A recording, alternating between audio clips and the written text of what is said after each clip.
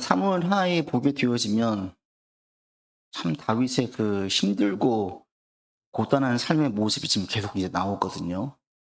바세바를 범한 사건, 책망을 받고 회개를 하고, 또 이후에 큰아들 암논이 이복 동생을 범해가지고 어려움을 겪는 끔찍한 일이 벌어지고, 또 그 일로 인해 가지고 또 다른 아들 압살롬이 자기 형을 죽여가지고 이게 또 끔찍한 일을 겪게 되어지고, 그런데 이제 그걸로 끝나는 게 아니라 아버지의 마음으로 압살롬에 대한 그리움이 있는 거죠.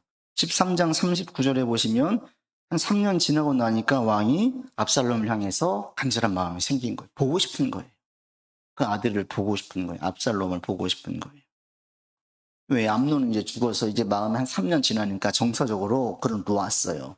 그러고 나니까 이제 그 다음에 장남으로 볼 수 있는 게 압살롬이거든요. 이 아들에 대한 마음이 그리움이 생기는 거예요. 오늘 14장에 보면 이것을 알고 누가 이제 이것들을 자꾸 중지하고 자꾸 주도하냐면 요압이 주도를 하는 거예요. 요압이. 그래서 결국 압살롬이 다시 본국으로 돌아오게 만드는 일을 하거든요. 그런데 우리가 여기서 정말 주목해 봐야 될 게 뭐냐면, 이 오늘 본문의 이 14장을 지금 두 번 나눠서 할 건데, 압살롬이 오기까지 요압이 주도했는데 요압이 왜 주도했을까를 보면, 한 가지는 우리 옆에 어떤 사람을 두어야 되고 또 그들의 말을 내가 어떻게 들어야 되는지에 대한 지혜를 얻게 돼요. 요압이라는 자가 어떤 자를 알면 다윗이 그 의견에 대해서 어디까지 듣고 어떻게 분별을 해야 될지를 좀 깨달아질 텐데, 이때 다윗은요, 이게 조금 떨어져요. 이때는 사리 분별이 안 되는 거예요. 그래서 이제 한 가지는 그 요압에 대한 그 주도 옆에를 누구 둘 것이냐. 또 한 가지는 그 다윗의 그 반응인데, 다윗이 아주 공정하게 의롭게 하는 사람이었음에도 불구하고 아들 압살롬에 대한 그 마음이 워낙 크다 보니까 공의보다는 자비, 사랑, 우리가 말하면 부정이죠. 부정, 아버지의 마음, 이 마음에 끌려가지고 그 공의라는 부분을 외면해요. 이게 나중에 보니까 더 큰 폭풍을 가지고 오는 거예요. 그래서 우리가 이 두 가지를 살펴볼 수가 있고, 그러니까 다윗도 이 성경을 보면 볼수록요, 인간이에요. 인간. 우리와 똑같은 인간이에요. 나이가 들어가니까 연약해지고 중요한 것을 놓치고, 그리고 뒤에 가면요, 솔로몬을 왕으로 세울 때까지 계속 미적거려요. 그러다가 마지막에 상황이 아주 급박하게 돌아가서 솔로몬이 죽을 위기에 처하니까 그때서야 이제 내밀어가지고, 그나마 신앙이 있으니까 다윗이 그때 이제 내미는 거거든요. 근데 그 전까지는 미적거려요. 그러다 보니까 이제 아들들 사이에서도 혼란이 야기 되어지는데, 이런 부분이 다윗의 연약한 부분이에요. 인간은 다 있어요, 이런 부분들이. 그래서 우리가 정말 하나님이 아니면, 다윗 같은 경우도 하나님이 아니면 이걸 마무리까지 잘 할 수 없었어요. 선지자 나단을 통하여 다시 깨우치고 여호와께 맹세했던 것을 기억하게 만들고, 그러니까 다윗이 이 믿음의 근거에서 약속을 이행하거든요. 그래서 나라가 빨리 지금 이제 안정을 찾아요. 그렇지 않았으면 다윗 이후에 또 이 왕자들끼리 서로 싸우는 난이 일어나고 혼란스러웠을 거예요. 솔로몬은 죽었을지도 몰라요.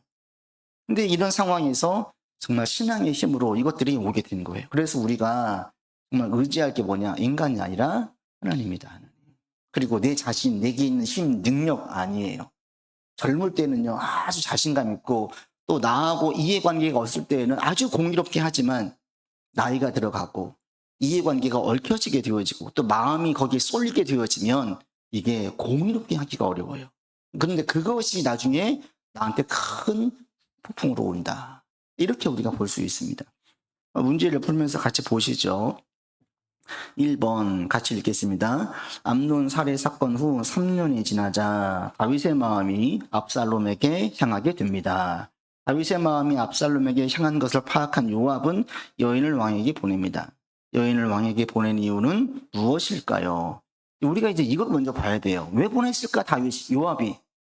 요압이 왜 자꾸 이걸 주도할까? 그 뒤에 보면요, 요압이 지금 한 번 얘기한 게 아니에요. 이전에도 압살롬을 데리고 오기를 청했던 것을 암시할 수 있는 내용이 있어요. 요압은 압살롬을 부르고 싶은 거예요. 왜 그랬을까요? 요압이 어떤 사람인지를 살펴보면 우리가 알 수 있어요. 요압은 신앙의 사람이 아니에요. 공의로운 자도 아니에요. 요압은 어떤 사람이에요? 철저하게 자기 이익을 위해서 움직이는 사람이에요. 이 일이 나한테 플러스가 되는지 마이너스가 되는지를 따져서 플러스가 되면 움직이고 마이너스가 되면 안 움직이는 사람이 요압이에요. 그런데 이제 지금 암논도 죽고 둘째도 죽고 그 다음에 차기 왕 1순위가 누구냐면 압살롬이에요. 그런데 다윗도 압살롬을 원하고 그가 왕으로 다시 예루살렘으로 돌아오는 데에 요압이 힘쓰면 훗날 압살롬이 정권을 잡을 때에 자기가 다윗의 옆에 있었던 것처럼 압살롬의 오른팔 역할을 할 수가 있는 거예요. 이런 계상이 나오면 자연스럽게 요압은 주도하게 되는 거죠. 요압이 지금 주도하는 이유는 공의로움도 아니고 다윗을 위함도 아니에요. 철저하게 자기를 위함이에요. 다윗도 이것을 알아요. 요압 때문에 힘들었던 적이 다윗이 한두 번이 아니거든요. 그런데도 이를 내칠 수가 없는 거예요. 왜? 정말 힘든 시기부터 쭉 여기까지 와서 그가 가지고 있는 입지를 생각할 때 내칠 수가 없어요. 우리가 세상 생활을 할 때에도 이렇잖아요. 일을 하는데 믿지 않아요. 그러나 그가 능력이 있고 요직이 있고 함께 왔어요. 쉽게 내칠 수 있습니까? 못 쳐요. 같이 가는데 한 번씩 힘들 수가 있어요. 특별히 신앙적으로는 더더욱 위험에 처하게 만들 수가 있어요. 그러니까 여러분, 우리가 옆에 사람이 누가 있을 때에 사람들에 대한 말을 들을 때 무조건 말을 들어도 안 되고 그 사람이 내 편이라고 해서도 그 말을 들어도 안 되고 저 사람이 내게 너무 순종적이라고 해서 그 사람의 말을 정말 저 사람이 나를 아껴서 하는 말처럼 착각해도 안 되는 거예요. 이걸 잘 분별해야 우리가 지혜롭게 나갈 수가 있어요. 이 요압을 보면 우리 옆에 누구를 둘 것이냐, 첫 번째. 이걸 생각을 하게 되어져요. 여러분 옆에 누가 있느냐. 내가 신앙 좋을 때에는 신앙이 연약한 사람들, 불신자들이 있어도 별로 문제가 안 되는데 우리의 신앙이 항상 주님께 열심을 내느냐? 아니거든요. 주님께 향하는 마음이 흔들릴 때가 있고 우리의 시선이 분산될 때가 있어요. 그러할 때에 옆에 불신자들이 있거나 또는 세상적인 이익을 아주 탐하는 자가 있으면 우리가 그들의 말을 들을 때에 혼란스러울 수가 있어요. 그러니까 할 수 있으면 믿는 자들과 연합하라는 얘기가 그래서 있는 거고 이게 필요한 거예요. 그러니까 이 요압을 볼 때 옆에 누구를 둘 것이냐. 그 다음에 그 사람이 어떤 사람이냐. 요압처럼 자기중심적인 사람이냐. 이해관계 속에서 움직이는 사람이냐. 믿음의 사람이냐. 우리가 이걸 잘 분별해야 돼요. 그런데 일반적인 모든 사람들은 어때요? 다 자기 이해관계 속에서 움직이죠. 그게 세상의 이치예요. 그리고 우리가 같이 어울려 살아요. 그들과 어울리지 않으려면 산속에 들어가야 돼요. 그들을 비난하거나 비판할 필요는 없고 우리도 똑같은 그런 이기적인 사람이니까. 다만 이런 우리의 인간의 속성이라는 것을 알고 우리가 잘 분별해야 돼요. 어떤 말을 취할 것인지 어떤 말을 걸릴 것이고 경계할 것인지. 그리고 이 요압이 지금 얘기하는 이 모든 것들을 보면 다윗이 단번에 여인의 한 얘기를 듣고 단번에 깨닫거든요. 이게 너의 하는 그 입의 말에 너의 입에서 나오는 말에 요압이 개입되어 있느냐 단번에 알아요. 이걸 보면 요압이 계속 얘기했었던 것을 알 수가 있거든요. 이 말의 본심과 저희가 무엇인지를 다윗이 깨닫거든요. 우리에게 필요한 게 또 한 가지 이거예요. 저 사람이 지금 어떤 중심의 사람이냐. 그리고 저런 말을 한 본심, 저의가 무엇이냐. 이것들을 분별할 필요가 있어요. 미리 막 했던 말들을 상상을 펴가지고 가공할 필요는 없어요.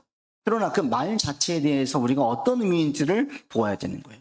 그래야 이렇게 혼란스럽지 않게 되어지는데 다윗은 지금 우리와 똑같은 연약한 자예요. 다윗의 마음이 한쪽에 치우쳐져 있어요. 어디에? 압살롬에게. 공의가 아닌 자비의 마음만 있으니까 요압이 지금 이 부분을 건드려요. 그래서 요압이 다윗으로 하여금 바른 판단을 내리지 못하게 만들었어요. 그게 나중에 다윗의 발목을 잡아가지고 노년에 어떻게 돼요? 야반도주잖아요. 야반도주. 그렇게 사랑했던 아들에게 배신당하고 쿠데타를 일으켜가지고 다윗이 가장 힘들었던 시기가 언제냐면 압살롬에게 도망갈 때예요. 나이는 들어서 몸은 힘들죠. 정서적으로 가장 사랑했던 사람에게 배신을 당했죠. 예루살렘의 많은 민심이 압살롬에게 향해져 있지요. 그러니까 육체적으로 정신적으로 너무 힘든 시기가 다윗에게는 이후에 나오는 거예요. 자기 아들한테 배신당했을 때. 우리 인생이라는 게 우리도 마찬가지 아니겠습니까? 우리가 이 부분을 놓치면요 잘못되어서 가장 가까운 사람에게 가장 큰 상처를 받을 수가 있어요. 그러니까 여러분들 이렇게 가지 않기 위해서라도 우리가 사람들의 말을 잘 분별하고 이 사람이 어떤 사람이냐. 그래서 믿는 자들과 함께 연합하는 게 너무너무 중요하고 신앙으로 깨어있는 게 너무 중요해요. 신앙으로 깨어있으면 자기중심적인 사람을 거기에 드라이브가 걸리지 않거든요. 거기에 제동을 걸어요. 그리고 하나님의 뜻대로 가려고 애를 쓰는 거예요. 그런데 이게 작동되어지지 않으면 그냥 막 가요. 근데 그 결과는 너무 씁쓸하죠. 여러분들이 깨어있기를 바라고 내가 믿음으로 깨어있고 주변의 사람들과 함께 깨어있는 자들과 함께 더욱 연합할 수 있기를 바랍니다. 그리고 세상 사람들 만날 때에 저들의 말들을 잘 분별할 수 있기를 바랍니다. 이 요압의 한 얘기들 보면요. 다윗으로 하여금 다른 판단을 내리지 못하게 혼란스럽게 만들어요.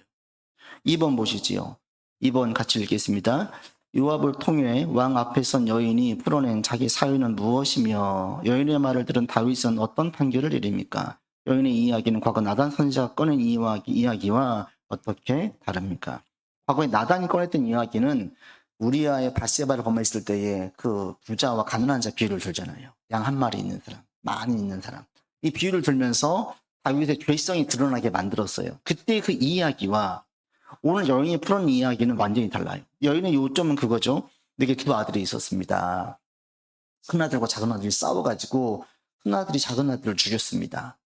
그랬더니 주변의 사람들이 이 큰아들이 불법을 살인했으니까 이 아들도 살인에 대한 벌을 받는 게 마땅하니 큰아들도 죽이자고 합니다. 그러면 큰아들도 죽이면 우리 집안에 계보가 끊기니까 이건 막아야 되지 않겠습니까? 왕에게 물어요. 그러니까 다윗이 그래 네 말이 맞다 하고 그렇게 해주겠다고 얘기해요. 그러니까 이제 여인이 그 다음에 다윗의 가족사를 연결지어 가지고 다윗에게 이걸 연결시키는 거예요. 그러니까 지금 다윗 왕이요, 당신의 상황이 제가 했던 저의 상황과 똑같습니다. 여인 이제 거짓으로 말하는 거죠. 요압이 여인을 불러요. 그러니까 아마 상당히 이름이 난 여인일 거예요. 지혜롭게 여인을 불러서 다윗에게 씹어 넣는 거죠. 이것도 아무나 왕이 가겠습니까? 요압에 이제 작용을 한 거예요. 다윗에게 가서 이야기하는 거예요. 근데 이 내용을 보게 되어지면 다윗의 하금 그 본질이 흐리게 만들어요. 첫 번째로 이 지금 자기에게 두 아들이 싸웠대요. 그런데 암논과 압살롬이 싸운 게 아니거든요. 일방적으로 압살롬이 계획을 세워가지고 암논을 죽인 거예요. 복수한 거예요. 달라요. 또 한 가지는 자기 남은 상속자도 죽이려고 한대요. 이 여인은 그렇게 말하지만 다윗에게는 상속자들이 많아요. 이미 이전에 밧세바를 통해서 솔로몬에게 내린다고 했어요. 그러니까 이 여인의 비유가 다윗의 가족사하고는 달라요. 그런데 마치 같은 것처럼 그렇게 혼란스럽게 만들어가지고 다윗으로 하여금 판단을 흐리게 만들고 그러면서 다윗의 그 부정, 아버지의 마음, 그 마음에 작동을 시켜가지고 공의가 아닌 사랑으로만 품게 만드는 거예요. 그게 이제 더 큰 문제를 가져오게 되는 거죠. 그러니까 이 벌에 대해, 죄에 대해서는 분명하게 묻고 거기에 대한 벌을 내리고 그 다음에 거기에 대한 용서로 이어져야 되는데 이 죄에 대해서 유야무야 넘어가 버리는 거예요. 묵인이 되는 거예요. 이 묵인이 더 큰 죄를 낳는 거예요. 우리 하나님께서 예수님 십자가에 죽으신 이유가 바로 여기 있지 않습니까? 하나님은 공의로운 분이에요. 하나님의 큰 속성은 공의와 자비예요. 공의로움과 사랑이에요. 사랑으로만 우리는 다 용서한다면 공의가 무너지고요. 공의로만 나간다면 살아남을 존재가 없어요. 그러니까 우리를 사랑하시지만 공의 기준을 벌릴 수가 없으니까 예수님께서 대신 모든 죄를 담당하게 하셨어요. 그래서 우리가 지금 이렇게 나와서 예배드리고 주님께 기도할 수 있고 우리의 기도가 상달되면 믿는 거죠. 확신하는 거죠. 하나님은 사랑과 공의의 속성을 함께 가져가고 나아가는 거예요. 우리도 마찬가지거든요. 그런데 다윗에게는 이게 안 돼요. 왜 안 돼요? 아들이니까 안 되는 거예요. 아들이니까. 우리 한국에 알만한 아주 유명한 목사님들이 있어요. 그런 이름 거론해도 알만한 그분들이 아킬레스건이 그게 뭐냐면 자식이 아킬레스건인 분들이 있어요. 다른 문제에 대해서는 아주 공의롭게 하는데 아들 얘기만 꺼내면 아주 화를 내는 목사님. 그런 분이 계세요. 한두 분이 아니에요. 왜? 자기가 개척해가지고 교회를 시작할 때 자기 아들들에게 아들들 너무 고생을 했어요. 이걸 알고 있다 보니까 안쓰러워서 아들들을 좀 이렇게 방치해서 그분의 아들들이 조금은 좀 망나니와 같이 아주 좀 잘 못된 행동들을 했었어요. 거기에 대해서 장로님들이 얘기를 꺼내니까 또 화를 내더라는 거예요. 그러면서 그런 얘기를 아예 못하게 만들고 그게 더 벌어지게 만들고. 그런데 그런 목사님이 제가 아는 분들만 해도 벌써 3분이 있어요. 3분. 이름 되면 알만한 목사님들이. 이 아버지의 마음, 인간이기 때문에 이 애를 키울 때 내가 교회 개척해가지고 힘들었을 때 아이들을 방치했어요. 거의 너무 고생했어. 아는 목사님 그때 하면 그렇게 회자하더라고요. 아들 세다고 목욕하고 나오는데 아이들이 오뎅을 먹고 싶다고 했대요. 돈이 보니까 돈이 없는 거예요. 눈물을 흘리면서 집에 왔대요. 그 얘기를 어느 날 하시더라고요. 어릴 때 애들들 셋 데리고 목욕탕에 갔다 나오는데 아이들이 오뎅을 먹고 싶다 하는데 이거를 사줄 돈이 없다는 거예요. 그래서 자기가 눈물을 삼켰다 속으로 그런 시간이 있었다라고 얘기하는데 이게 막 쌓여보세요. 어떻게 했어요? 한이 되지 않겠습니까? 그러다 보니까 이게 공의로 가기보다는 자연스럽게 그냥 자비와 안쓰러운 마음으로 가는 거예요. 지금 다윗이 압살롬을 볼 때 그런 마음을 가지고 있는데 여기에 불을 지핀 게 요압인 거예요. 근데 그게 다윗에게는 또 국가적으로 볼 때는 너무나 큰 어려움을 가지게 만들었어요. 그래서 이 본문에 다윗이 이 여인의 지금 얘기하는 것 자체가 다윗으로 하여금 판단을 흐리게 만들었고 이 말을 누가 넣어줬느냐? 요압이 넣은 거예요. 여러분들 가운데 바른 분별력을 가질 수 있기를 바랍니다. 이게 안 가지면요. 이게 없으면 두고두고 후회하게 되어져요. 이게 이제 정말 작은 사건으로 그냥 끝날 일인데 막 커져가지고 더 큰 상처와 아픔을 겪으면서 해야 되는 경우가 생겨요. 그렇게 생겨지지 않기를 바라고 그런 지혜가 있기를 바랍니다. 한번 보시죠. 같이 부르겠습니다. 다윗의 판결을 들은 여인은 갑자기 다윗 왕의 가족사를 말합니다. 여인은 다윗이 압살롬에 대해 내린 처사가 어떻다고 말합니까?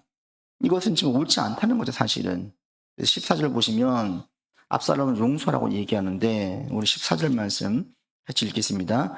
우리는 필경 죽으리니 땅에 쏟아진 물을 다시 담지 못함 같을 것이오나 하나님은 생명을 빼앗지 아니하시고 방책을 베푸사 내쫓긴 자가 하나님께 버린 자가 되지 아니하게 하시나이다. 내쫓긴 자가 누구겠습니까? 압살롬이죠. 돌아오게 하나님께서 그를 버리지 않습니다. 데려오게 해주십시오라고 얘기를 하는 거예요. 그렇게 해서 다윗의 가족사를 얘기하면서 그 여인으로 하여금 다윗으로 하여금 다시 품을 수 있도록 하는 거죠.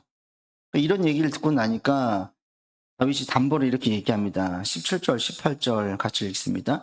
다윗의 여정이 또 스스로 말하기를 내 주 왕의 말씀이 나의 위로가 되기를 원한다 하였사오니 이는 내 주 왕께서 하나님의 사자같이 선과 악을 분간하심이니이다. 원상건대 왕이 하나님 여호와께서 왕과 같이 계시옵소서. 왕이 그 여인에게 대답하여 이르되 바라노니 내가 내게 묻는 것을 내게 숨기지 말라. 여인이 이르되 내 주 왕은 말씀하옵소서. 19절입니다.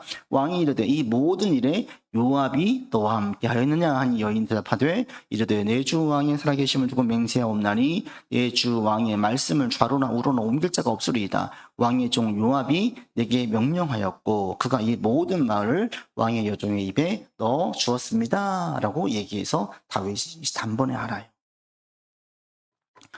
이 여인이 다윗을 칭송하죠. 그러면서 17절 보시면 선과 악을 분간하게 했다. 이렇게 하면서 다윗의 지금 행위를 옳게 봐요. 이게 혼란스럽게 만드는 거예요. 아첨하면서 당신이 지금 공의롭게 하고 있습니다 라고 얘기하는 거예요. 근데 공의롭지 않잖아요.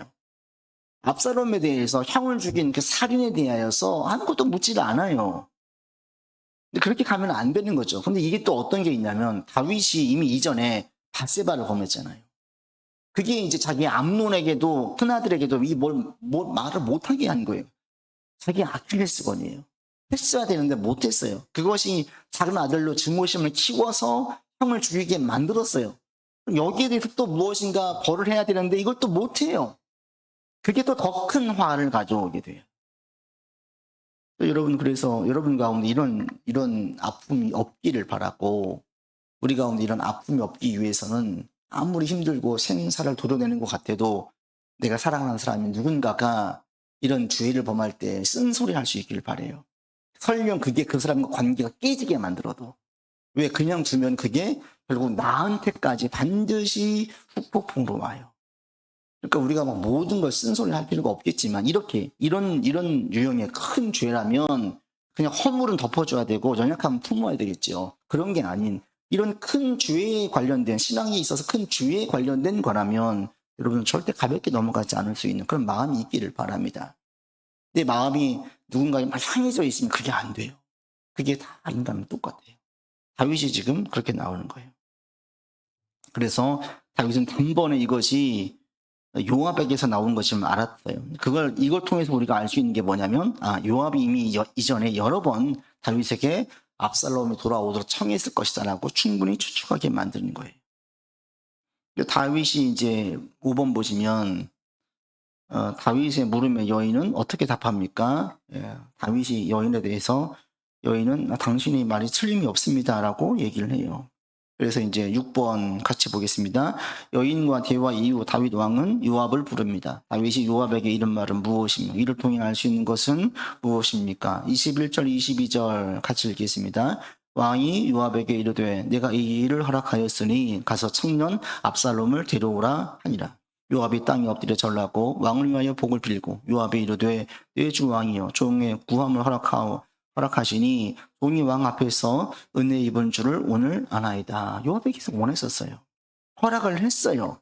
데리고 왔어요. 그런데 어떻게 합니까? 7번 보시면 돌아오게 합니다. 어떻게 대합니까? 24절 같이 읽겠습니다. 왕이 이르되 그를 그의 집으로 물러가게 하여 내 얼굴을 볼 수 없게 하라 하며 압살롬이 자기 집으로 돌아가고 왕의 얼굴을 보지 못하니라. 데리고는 왔는데 거기에 대해서 벌을 할고 물을 건 물어야 되는데 안 물어요. 그냥 묵인하는 거예요. 그러니까 죄에 대해서는 묵인하는 게 꼭 절대 좋은 게 아니에요. 허물, 연약하면 묵인해줘야 돼요. 덮어야 돼요. 잠언서에 보니까 남의 허물을 자꾸 들춰내는 것은 벗을 이간질하는 자리예요. 연약함, 허물은 덮어줘야 돼요, 우리가. 그런데 죄에 대해서는 그냥 아유 모르는 게 모른다 하고 넘어가는 게 좋은 게 아니에요. 뭐 그의 삶이라면 우리가 뭐 관여할 수 없겠지만 함께 일을 하는 공동체에서 또는 우리 식구가 아주 내게 직간접적으로 깊은 영향을 줄 수 있는 식구가 그런다면 이건 그냥 넘어갈 수가 없는 문제인 거예요. 왜? 그냥 넘어가잖아요. 나도 그 죄에 노출되어져요. 나도 그 죄에 대해서 가볍게 여겨져요. 그러면 이게 나중에 더 큰 문제가 생겨요. 그러니까 다윗이 압살롬을 불렀으면 여기에 대해서 분명히 해야 되는데 못해요.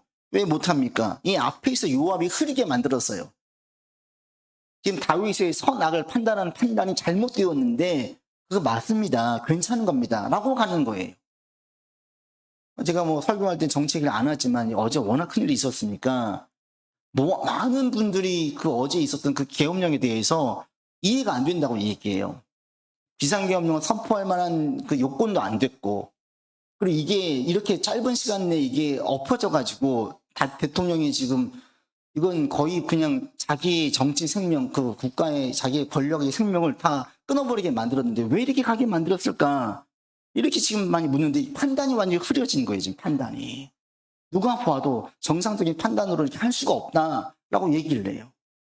이렇게까지 오게 된 거예요. 이걸 왜 그럴까? 주변에 쓴소리 할 사람들, 바른 소리 할 사람들이 없는 거예요. 없는 거예요. 본인도 깨어있지 못하고 그런 사람들 다 쳐냈고 그러다 보니까 지금의 상황에 이런 안타까운 현실이 벌어지게 됐어요. 우리도 마찬가지. 우리가 깨어있어야 돼요. 여러분 가운데 내게 쓴소리 할 수 있는 사람들. 그게 이제 쓴소리는 나를 힘들게 만들어요. 나를 아프게 만들어요. 근데 여러분 그게 이제 할 수 있으면 설교라든지 성경 말씀이라든지 이런 부분을 통해서 우리의 양심과 삶을 자꾸 반추해 볼 수 있기를 바랍니다. 그게 나를 깨어있게 만들고 결국은 그게 나를 살리게 만들고 하나님께 받은 복을 영속적으로 풍요롭게 누리게 만들어요. 이렇게 하지 않으면 나도 인간인지라 자꾸 우리 마음이 한쪽으로 치우쳐요. 그게 이제 죄와 연결되어지면 그게 이제 문제가 되는 거예요. 그래서 오늘 본문을 보게 되어지면 다윗이 이런 아픔을 겪는, 이제 그 뒤로 가면 우리가 알고 있잖아요. 이게 이제 계속 다윗에게 더 큰 아픔으로 다가온다는 사실을.